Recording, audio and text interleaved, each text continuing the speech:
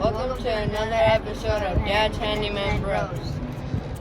So we were about to head out to a run trip on the RV, and Dad tried the generator, and guess what? It went to the silence of death.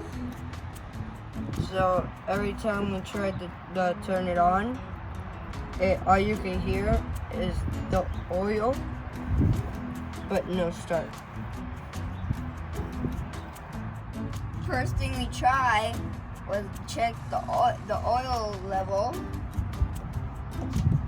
and it was just fine.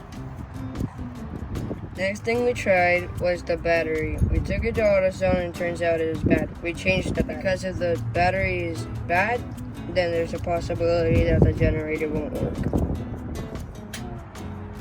When we changed the battery, the generator still wouldn't work. So the next thing we tried was the fuel solenoid. And it still didn't work. Next thing we tried was the fuse.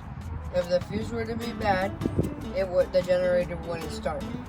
This is the fuse, but it was just fine.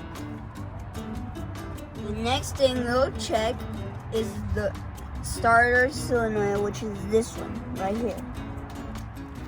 The next thing we tried was the starter solenoid. In order to check the starter solenoid, you have to have a screwdriver and tap the positive and the negative at the same time to make a spark. If you do that and it takes a while to start, you could also try turning on the on button at the same time that you touch the positive and the negative. So the next thing we do is the choke. The choke is right here. If this doesn't work over here, the positive and the negative with the on button, then you could try pulling the choke while someone else is turning on the on button, and at the same time doing the positive and negative. So it turns out that when we started the next process, the generator started working.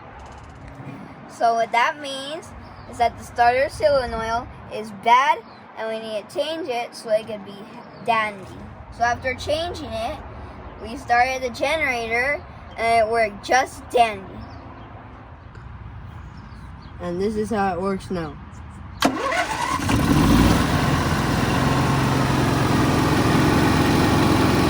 Now you're ready to have a chill time with your RV. And if you find this video helpful, do not forget to click the like button. It only takes a second.